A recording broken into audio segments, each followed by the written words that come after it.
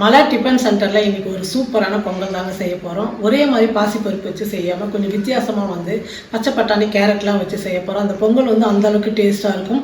சாப்பிட்டு பார்த்துட்டு எல்லாருமே இது எப்படி செஞ்சீங்க மீனும் கேட்பாங்க. அந்தளவுக்கு ஒரு டேஸ்ட் ரொம்ப சூப்பராக இருக்கும். வாங்க அந்த பொங்கல் எப்படி செய்யறதுன்னு பார்க்கலாம். இப்போ பொங்கல் செய்யறதுக்கு ஸ்டவ் பற்ற வச்சு குக்கர் வச்சுட்டேன். குக்கர் நல்லா சூடு ஏறிடுச்சு. ஒரு 3 ஸ்பூன் நெய் சேர்த்துக்கிறேன். நெய் நல்லா காஞ்சிடுச்சு. 1/2 ஸ்பூன் மிளகு, 1/2 ஸ்பூன் சீரகம், 2 வரமிளகா, முந்திரி ஒரு 6-7 முந்திரி எடுத்துருக்கேன், அதையும் சேர்த்துக்கிறேன். கட்டி பெருங்காயம் சின்னதாக ஒரு 3 பீஸ் எடுத்துருக்கிறேன், அதையும் சேர்த்துக்கிறேன். எல்லாம் சேர்த்து பொன்னிறமாக வறுத்துக்கலாம். பாருங்கள், எல்லாம் நல்லா வறுந்துருச்சு. ஒரு குட்டி கப்பில் பச்சை பட்டாணி எடுத்துருக்கிறேன். இந்த பொங்கலுக்கு இந்த பட்டாணி ரொம்ப டேஸ்ட்டு கொடுக்கும்.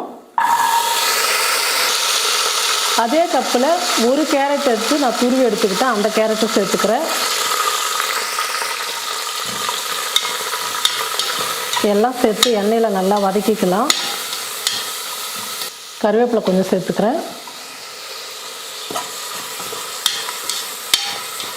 1 நிமிஷத்துக்கு எண்ணெயிலே நல்லா வதங்கட்டும்.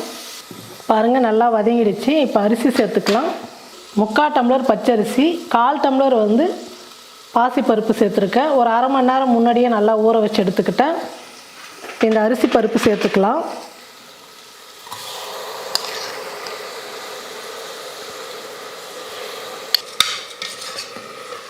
அரிசி பருப்பு சேர்த்ததுக்கப்புறம் 1 நிமிஷத்துக்கு இந்த நெய்யிலே நல்லா வறுத்துக்கலாம். அரிசி பருப்பெல்லாம் நெய்யிலே நல்லா வறுத்துக்கிட்டேன். இப்போ தேவையான அளவுக்கு உப்பு சேர்த்துக்கிறேன். உப்பு சேர்த்ததுக்கப்புறம் நல்லா கலந்து விட்டுடுங்க. நான் இந்த டம்ளரில் தான் 3/4 டம்ளர் பச்சரிசி, 1/4 டம்ளர் பாசிப்பருப்பு எடுத்தேன். இதே டம்ளரில் 1 டம்ளருக்கு 3 டம்ளர் தண்ணி சேர்த்துக்கலாம்.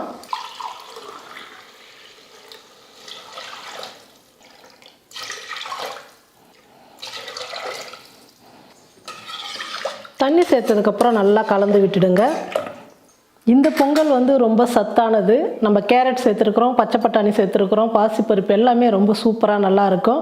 ஒரு கலர்ஃபுல்லாகவும் இருக்கும். பொங்கல் சாப்பிடாத குழந்தைங்க கூட இந்த மாதிரி நீங்கள் செஞ்சு கொடுக்கும்போது நல்லா ஒரு கலராக இருக்குது, நல்லா இருக்குது, டேஸ்ட்டாக இருக்குது அப்படின்னு சொல்லிட்டு ரொம்ப விரும்பி சாப்பிடுவாங்க.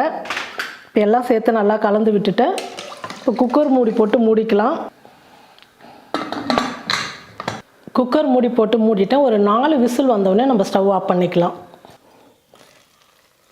கேரட்டு பச்சை பட்டாணி வச்சு சூப்பரான ஒரு பொங்கல் பண்ணிட்டோம். ரொம்ப நல்லா வந்திருக்கு. நல்லா வெந்து குழஞ்சி நல்லா வந்திருக்கு சூப்பராக. இந்த மாதிரி நல்லா வெந்து குழஞ்சி வரணும். அப்போ தான் சாப்பிட்றதுக்கு ரொம்ப நல்லாயிருக்கும் பொங்கல்லாம்.